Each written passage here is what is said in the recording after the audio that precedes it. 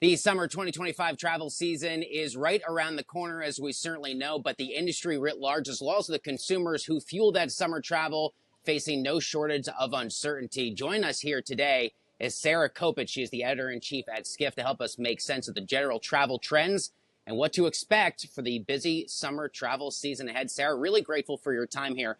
What are the top data or trends that you are seeing as we get a little bit closer to the summer travel season, Sarah? So I think you hit on it right there when you said the word uncertainty.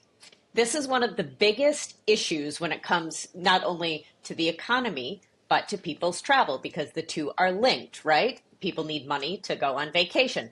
And so we've seen a little bit, we were just talking before we came on about the markets. We've seen a lot of whiplash going around there, a lot of uncertainty. And we've also seen travelers tell us, now this is from abroad, this is inbound US travel, that people from abroad outside of the United States are not going to come to the United States this year because of US politics. So what we are really watching for is what sort of trends are going on outside of the United States. A, is that really going to happen? Will people really not come to the United States over the summer? And B, if they're not coming here, where are they going to go? So are we going to see an uptick in Europe? Are we going to see an uptick in Asia, or maybe even South America, Latin America? So these are all kind of the things that we're really interested in watching for the summer 2025. Sarah, I imagine a big part of the challenge here is that so much of our summer travel is booked many months in advance. It's booked before there's tariff uncertainty, before the oil markets or the strength of the dollar. All these things that might influence someone's decision to travel are really baked in. Is it easy, as you and I are having this conversation, to determine how much of the expected travel season is already pre-booked, and therefore we can assume consumers are going to go through with it? Or is there still a little bit of a wait-and-see element to this? There is still very much a wait and see element. You're absolutely correct. People plan their summer travel way in advance, way before all of this kind of craziness happened just in the last month. I mean, we were talking, the tariffs were announced only April 2nd. That's not even 30 days ago. And that seems insane to me, but so people booked their travel way before that. So that is why we're kind of waiting to see how it really shakes out. At Skift, we did some research and we did a survey. We found that 50% of the people who said that they were thinking about traveling internationally this summer would cross the U.S. off the list because of the current administration's politics, not only from more social issues, but economic ones. And that was especially true in Canada and in Mexico. So we're still kind of waiting to see how what people say and what they do sometimes don't always match up. I'm curious how the price of the general oil market and oil market volatility plays a role in this. As you and I are chatting, we are seeing Brent crude down to $60 a barrel. That's, of course, the global benchmark. We have similar downward movement for our domestic, which is WTI, West Texas. Does falling gas prices give you any indication that consumers, therefore, might be a little bit more willing to either book that extra flight or maybe get into a car with their family for a long weekend away?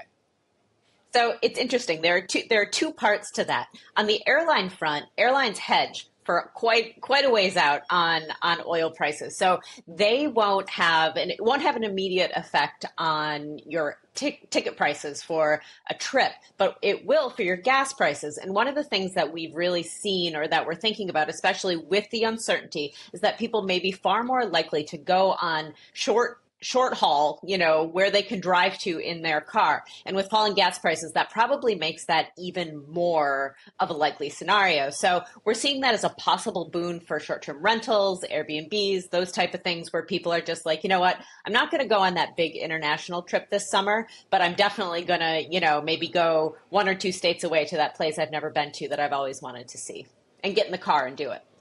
How about the strength of the dollar? One of the things we've heard over these last few years is, given where the U.S. dollar is relative to other currencies, it's a great time to be an American who goes to Europe. Your dollar goes further now than it did a few years ago. We've seen that trend reverse. So what do you see there in the data? And you get any sense that that might sort of dissuade Americans from traveling abroad as a result? I think it needs to be a really, really big swing. Like we saw last year, for example, where it wasn't really so much the dollar, but the yen. A lot of people were going to Japan because there was this currency imbalance and that it was really cheap for Americans to go there. But I think that just for your regular old vacation, I don't think people think about it all that much unless it's a really drastic move in the currency markets. I don't think people like to think about FX and foreign exchange when they're when they're traveling and booking a vacation all that much. Maybe that's just me. Yeah, well, and yes, and it might just be me who does think about these things, given what I do for work. I don't know if there's many of us Right. who are actively comparing the strength of the dollar to the Swedish krona for fun on Thursday nights, but that's what I do. There I you go. wonder, are there geographic regions, either around the U.S. or places that you are expecting to see a notable uptick, maybe more so than we have in recent years?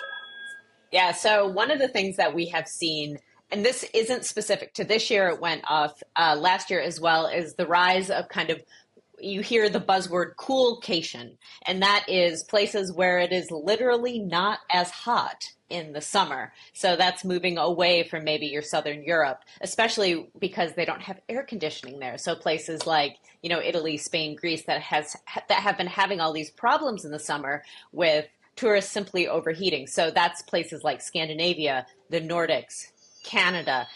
These are the type going north seems to be, especially in the really like the depth of summer, July and August. Those places have seen a real pickup because people just, they want to be cool. They want to explore these new types of locations. Sarah, while I still have you, would love to get your sense on any really good deals that might be out there, or companies that are sort of trying to incentivize customers to use their services to get out and explore this summer. So my biggest travel tip for people is really to use one of the biggest around, and that is Google. Google Flights is an amazing tool for people to use, especially if you're flexible. You can put in, a specific date and then say, I'm willing to go anywhere and kind of look around and see where you might be able to get a deal. Or you could do the opposite, say, I'm willing to, go anywhere. What are the dates? So you can kind of use Google Flights to try to find some really great deals on airline prices, and that's my secret sauce. Finally, Sarah, I don't mean for this last one to be too personal, but I can't help but wondering: do you have plans to travel this particular summer, and more so, how do you approach the environment for the considerations, given what you do, but also knowing that there is so much uncertainty out there for travelers for everything we've talked about in this conversation? Yeah, so I'm actually next week we have our Skift Global Forum in Asia. We're going to be in Bangkok, and I've actually never been to Southeast Asia. And so after we have our event, after I do the work, I'm going to take like 3 or 4 days and kind of bum around Thailand because I've never been, and I watched The White Lotus, so I'm very kind of curious to see. So that's kind of my big trip for the summer. But the family and I, we like to go up to the Catskills. We like to go up to upstate New York in the summer. It's so beautiful up there. So we'll probably be up there quite a bit. That's awesome. Safe travels for the Thank Skift Global you. Forum, of course, coming up. It is a terrific event, and this was a terrific conversation. Sarah Kopit, Editor-in-Chief at Skift. We're big fans of the work that you and your colleagues do. I hope you'll rejoin us again. Thanks for being here. Thank you.